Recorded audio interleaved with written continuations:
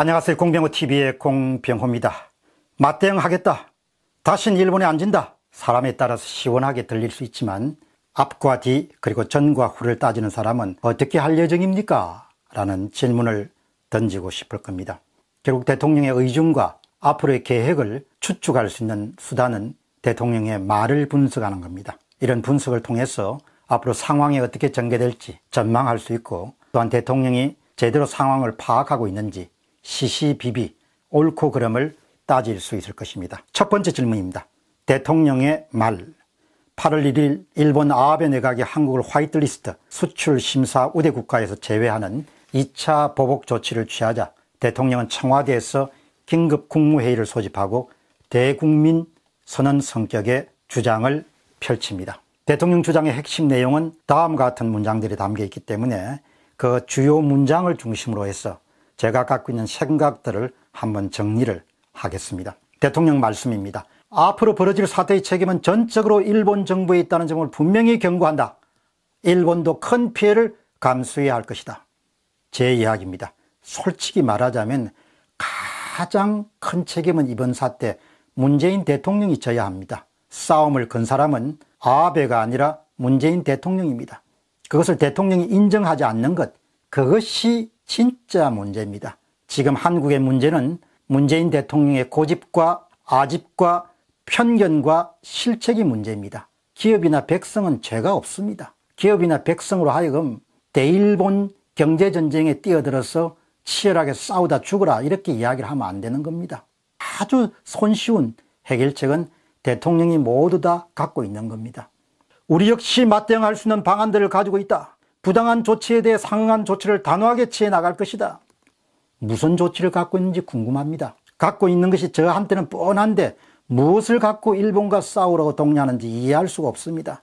일본에 맞대응해서 어떻게 이길 생각을 하는지 도저히 이해하기가 힘듭니다. 화력의 격차, 경제력의 격차를 미뤄보면 이미 싸움은 걸어서 안 되는 전쟁에 왜 국민들을 몰아넣을 생각하는 것일까? 그 점이 참으로 궁금합니다. 일본과 전개하는 전쟁은 죽창 들고 나가서 거북선 타고 나가서 싸우는 싸움이 아닙니다.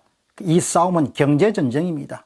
실물시장의 싸움이라 하지만 금융시장을 포함해서 자칫 잘못하면 그냥 나라 경제 자체가 거덜나거나 초토화될 수 있을 정도의 무서운 전쟁을 왜 우리가 지금 시작해야 되냐.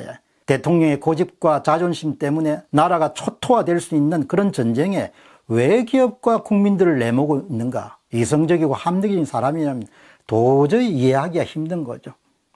직설적으로 이야기하면 싸움은 대통령 자신이 걸어놓고 본인은 나가서 싸울 생각을 전혀 하지 않고 애꿎은 기업들과 백성들 보고 나가서 싸우라 하는 법이 어디 있습니까? 그렇게 자신이 있으면은 아베를 직접 만나서 말싸움으로 단판으로 아베를 설득할 수 있어야 되죠. 아베를 설득할 수 없는 거지 않습니까? 국제사회에서 누구를 설득할 수 없는 거죠, 지금. 국제사회에서 모든 사람이 손가락질을 할 겁니다. 저 양반 이상한 사람이다. 전쟁이 끝난 지 몇 년이 지났는데 아직도 무슨 돈 달라고 하는 나라가 어디 있냐 이야기죠. 그렇게 국제사회에 많은 사람이 생각하고 워싱턴 DC에 있는 그런 관계자들도 그렇게 생각하니까 이상한 나라, 이상한 사람을 생각하는 거죠. 대통령 말씀입니다. 일본 정부의 조치가 우리 경제를 공격하고 우리 경제의 미래 성장을 가로막아 타격을 가하겠다는 분명한 의도를 가지고 있습니다. 일본 기술 패권에 휘둘리지 않겠습니다. 소재 부품의 수입처 대체와 원천 기술 도입, 국산화를 위한 기술 개발과 금융 지원 등 기업 피해를 최소화하기 위해 지원을 다하겠습니다. 소재 부품 산업의 경쟁력을 높여 일본에 휘둘리지 않는 제조 강국의 위상을 높이는 계기로 삼겠습니다. 이게 이제 음모론이란 거죠. 음모론. 음모론은 사람들 심성에 굉장히 호소력이 큽니다. 그 음모론은 대부분 사람들이 휘어잡죠.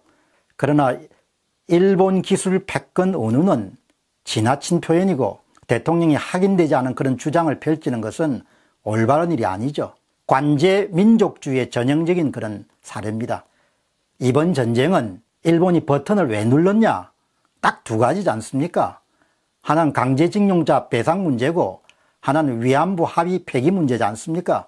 국내법을 가지고 국제조약의 유효성을 불법화시키니까 일본이 그냥 화가 난 거죠. 이 같은 명백하게 두 가지 사안인데 이거를 국민 감정을 동원하기 위해서 일본이 미래 산업의 싹을 자르기 위해서 이번 전쟁을 일으켰다. 이런 식으로 국민을 오도하거나 호도하면 안 되죠. 그러니까 일각에서 관제 민족주의라는 이야기가 나오고 이번 건을 선거에 활용한다는 이야기가 나오죠. 소재 산업의 국산화라는 것은 수년에 수십 년이 걸리는 작업이고 중장기 과제로 검토해 볼 수 있죠. 그러나 우리나라가 소재 산업에까지까지 뛰어들어야 되냐? 어느 나라든 비교 우위가 있는 산업이 있지 않습니까? 잘하는 것을 하고 다른 것은 국제 분업에서 공급을 받는 거죠. 그리고 소재 산업에 수조 원을 투입하게 되면 우리가 경쟁력을 갖고 있는 완제품 산업에서 또 등한이 될 수 있는 거죠. 국제 분업을 이용하면 됩니다. 소재 산업 국산화 이런 문제도 빛과 그림자가 다 있기 때문에 무조건 우리가 자체적으로 다 만들어야 된다. 이거는 국제 분업 이론에 아주 국제 무역 이론에 해당 안 되는 거죠. 일본 정부는 문제 해결을 위해 머리를 맞대자는 우리 정부의 제안과 현 상황을 더 악화시키지 않으면서 협상할 시간을 가질 것을 촉구한 미국의 제안에도 응하지 않았습니다. 앞으로 벌어질 사태의 책임은 전적으로 일본 정부에 있습니다. 이것도 듣는 사람들 다 혹할 이야기지만 일본이 왜 안 만났습니까? 이번 갈등의 핵심 사안에 대해서 한국 측이 납득할 만한 대안을 전혀 제시하지 않는데 일본 측이 만나야 될 이유가 없지 않습니까? 그러니까 항상 우리 중심만 생각하지 말고 상대방 입장을 생각해보라. 아직도 대통령은 자기 입장을 한 번도 거두지 않았습니다. 대통령 자신이 옳다고 생각하는 거죠. 1965년 한일협정은 유효성이 없다라고 생각하는 거지 않습니까? 대통령하고 식사하고 난 다음에 조국 민정수석이 법을 배운 사람이 강하게 페이스북에 주장하자면 그게 난 대통령 의견이라 보죠. 일본이 요구하는 것은 한일협정이 유효하다는 걸 받아들이라는 거죠. 그러니까 이번 사안은 의외로 간단합니다. 1965년도 한일협정 유효성을 대통령이 기꺼이 받아들이면 그다음 금세 해결될 수 있는 사안이죠. 그다음 마지막으로 우리는 다시는 일본에 지지 않을 것입니다. 승리의 역사를 국민과 함께 또 한번 만들겠다. 일본에 패배할 것인가 아닌가는 말이 결정하는 거예요. 말은 뻥을 칠 수 있지 않습니까? 실력이 결정하는 실력이. 문재인 대통령이 문제 일으키기 전까지 대한민국은 산업화 역사치고 얼마나 잘해왔습니까? 일본에서 받은 배상금을 가지고 이렇게 나라 기반을 이렇게 세운 나라가 인류 역사상 어디에 있습니까? 대통령이 나서서 위안부 합의를 파기하고 사법농단, 사법거래로 몰아붙여 결국 대법원 판결이 나오도록 재촉하지 않았으면 전혀 한일 간에 문제가 없는 거죠. 지금이라도 대통령이 내가 잘못 생각한 것 같다 생각하면은 아베를 만나서 금세라도 해결할 수 있는 사안이죠. 또 중요한 것이 무엇보다 이 전쟁은 전쟁 시작하기 전에 성패가 결정되어 있는 전쟁입니다. 지는 전쟁에 참전할 필요가 전혀 없습니다. 그런데 성부를 떠나서 더 중요한 것이 이 전쟁은 명분이 없는 전쟁입니다. 명분이. 절대로 해서 안 되는 전쟁입니다. 절대로 해서 안 되는 전쟁을 문재인 대통령과 문재인 정부가 나서서 전쟁을 일으킨 겁니다. 왜? 명분이 없다는 이야기는 올바르지 않은 전쟁에 뛰어든 겁니다. 우리가 올바르지 않은 전쟁에. 왜 올바르지 않냐?